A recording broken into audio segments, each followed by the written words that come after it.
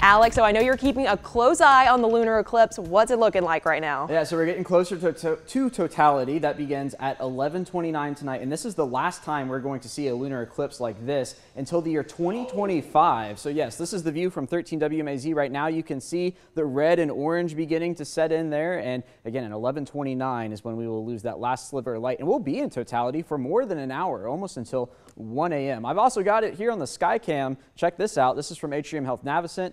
Current temperature in Macon right now, 69 degrees. A pretty nice night outside, as dew points are in the 60s as well, which means it's somewhat on the humid side. Winds out of the southeast at about 5 miles an hour. So we'll enjoy this eclipse for a bit longer. 71 in Perry as well as in Gray, 74 in Jeffersonville, 75 in Cochran, and 70 itself in Thomaston. Some warmer stuff down to the south, 73 Rochelle, 75 in Unadilla, and 72 still in McRae. So here's a look at the radar picture right now. Still a few showers out there. Let's first start off down to or rather out to the east. Notice a heavier shower there near Nicholsville. One moving closer to Dudley, also parts of Treutlen County right now, just to the north of Soperton.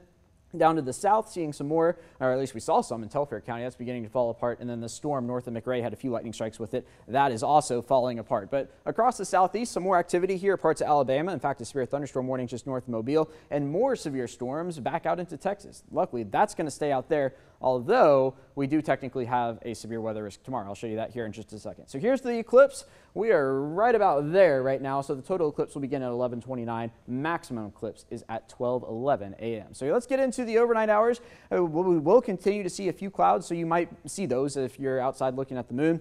But then once we get into tomorrow afternoon, I want you to notice that there's nothing on this model. When we looked at it at 6 o'clock, there wasn't a whole lot either, maybe a shower or two. When I was looking at our other high-res model, not seeing anything there as well, but nonetheless, the Storm Prediction Center has us in a level 1 risk for severe weather tomorrow for the threat of damaging winds, small hail. So this is if we see any thunderstorms. And to be quite honest with you, I'm not completely sold on it, especially now that the models have really backed off on it. So just throwing that out there in case we do see any storms tomorrow, something we'll be on the lookout for. As we get into Tuesday, smooth sailing across central Georgia. That smooth sailing will be through the week as well, turning very warm across the area. Here we go into Friday. Not much of a rain chance to speak of. Now, is it May or is it July? Yeah, we're headed into the mid-90s, 96 for Wednesday and Thursday. That 96 could potentially be record-breaking, especially on Wednesday. Forecasted to tie the record right now. The record is 98 for both Thursday and Friday. As for tonight, headed for an overnight low of about 63 degrees with a lingering storm maybe across the area like we just saw down near McRae. The sun